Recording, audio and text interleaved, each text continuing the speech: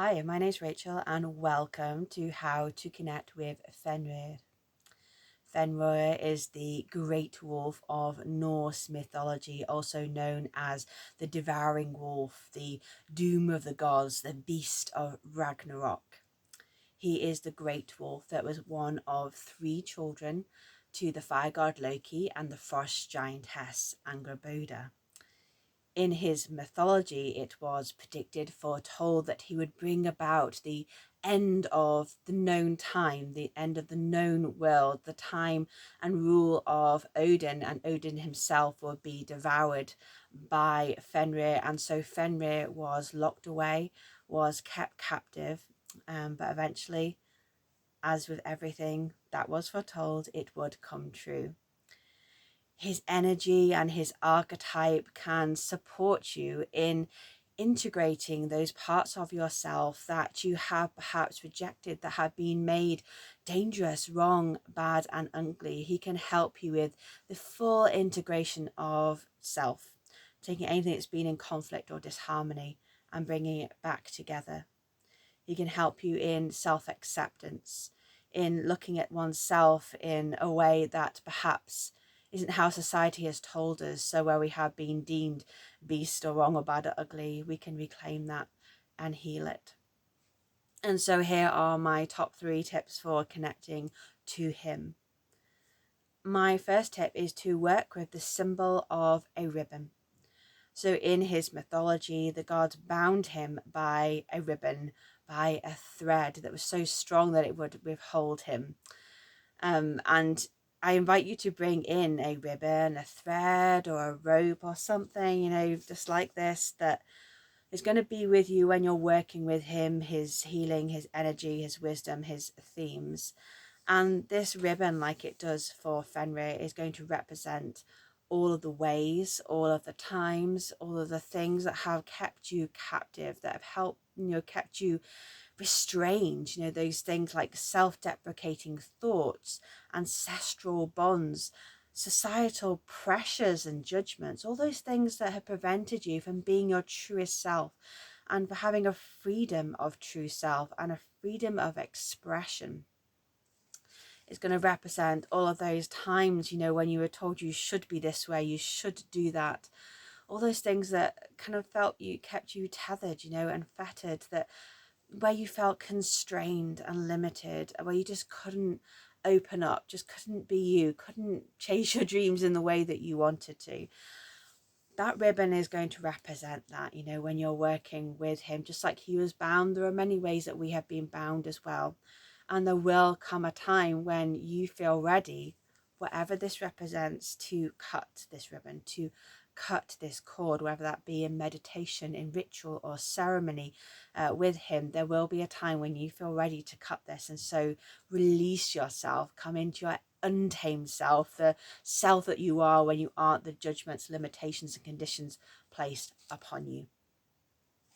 My second tip is I have some journaling for you, for self-reflections, for self-exploration, to work with the themes and the wisdom and the lessons of Fenrir's story.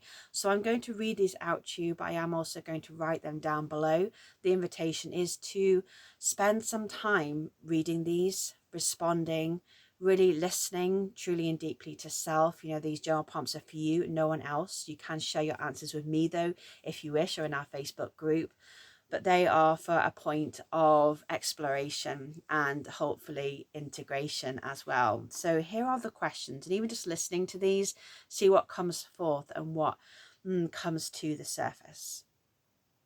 So what judgments, conditions or limitations have been placed upon me that have kept me small, shame-filled, restricted, or feeling worthless?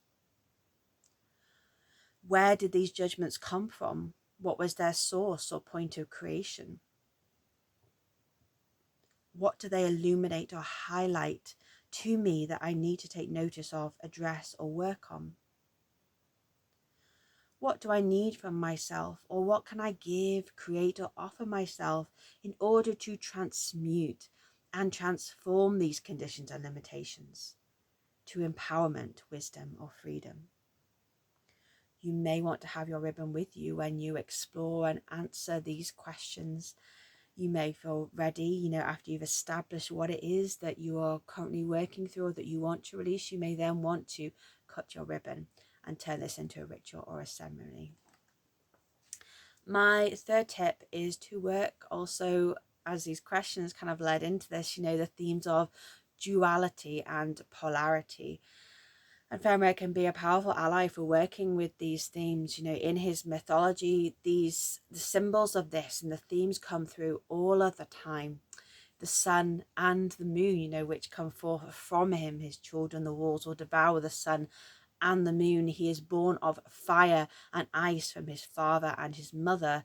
When he is released at Ragnorak, his mighty mouth will open and it will stretch so far that it will touch the heavens and the earth. This really is symbolizing wholeness. It is the above and below. He is the sun and the moon. He is fire and ice. And he brings, he brings the end. He brings Ragnarok. And what this can mean for us is that when we fully integrate all of our parts, all of our shadow and our light, all of our fire and our ice, all of our above and below, when we bring that polarity together and accept that we have duality, we will bring an end to conflict and disharmony within ourselves. So work on these themes within yourselves. Perhaps consider the ways that you are shadow and light, and with him learn the lessons of wolf that he really embodies. I mean, he is physically embodied as a wolf, and so he teaches about wolf lessons. And you know, polarity and duality and paradox are wolf lessons, you know, for all wolves and all wolf archetypes, but specifically he embodies the archetype of the lone wolf, he who is seeking, he or she that is searching for self, that is finding out, where am I? You know, they leave the pack. They're searching for a place to be, you know, they're searching for perhaps their partner, or, you know, symbolically for us, the metaphor, searching for work, searching for identity, searching for truth, searching for your destiny. And so he can support you and help you in that archetype, exploring that archetype. And if you're interested in more of that, then I explain all about the lone wolf, the archetype, how to work with it, journaling prompts, activities, etc. in my book Wolf. Also, in my book Wolf, I have a whole chapter on Fenrir. He is really the center of this book. I retell his story from his perspective in his words, and this story is an empowering story for you that will awaken within you all the ways that you need and that you're ready to liberate yourself and give yourself freedom. He will invite you into courage through the activities, the reflections, the journaling prompts. If you want to listen to the story that I wrote, me speaking it before you read this or reading along with this, then I'm going to put the audio link down below so you can listen on SoundCloud. That's completely free.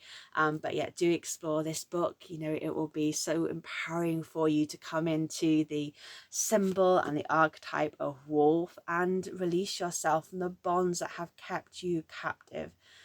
You are meant to be the way that you are. You are powerful, you are beautiful, you are unique, and it is your difference that is needed.